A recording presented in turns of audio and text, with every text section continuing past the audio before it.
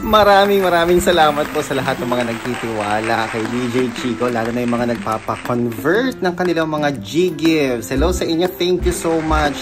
Yung payout natin today kina Ronald at saka kay Donalyn. Thank you po sa inyo at maraming salamat po. And natin sinasabi sa inyo na ating conversion ay hindi po real time. Ano po, wag po kayo mag-apura, wag po kayo magmadali, no? Kasi ang G-Gives conversion natin nasa tamang proseso po tayo.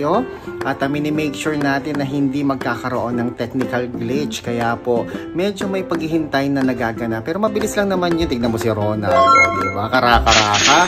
Ilan yung pina-convert niya? 25,000 pesos. Ganun din si Donalyn, 10,000 pesos. At napakarami pang iba.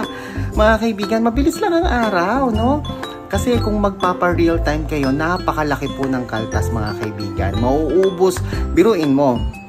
Pag ginamit mo yung G-Gives mo, meron ka ng interest dyan sa GCash, sa G-Gives. Tapos, syempre, dahil gusto mo siyang ipa-real time, mas malaki ng di-hamak yung processing fee. Opo, mas malaki po ng di-hamak yung processing fee. Almost doble pa nga po kung minsan. Ano po, doble po nung regular time natin.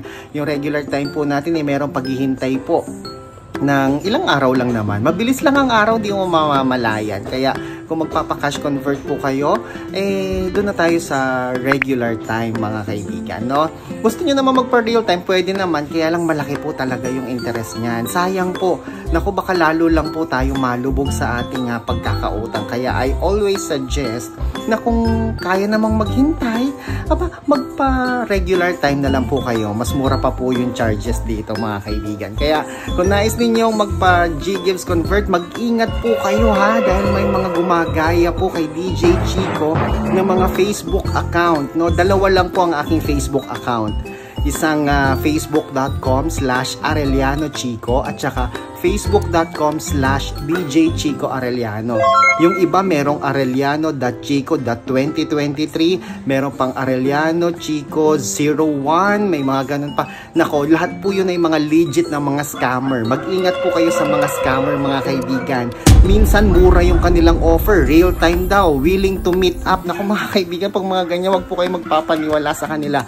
Dahil yan po ay bogus, yan po ay kalokohan. Makikipag video call lang daw po sila, ladies and gentlemen, kung meron ng transaction o meron ng proseso. Hindi po totoo yan, mga kaibigan.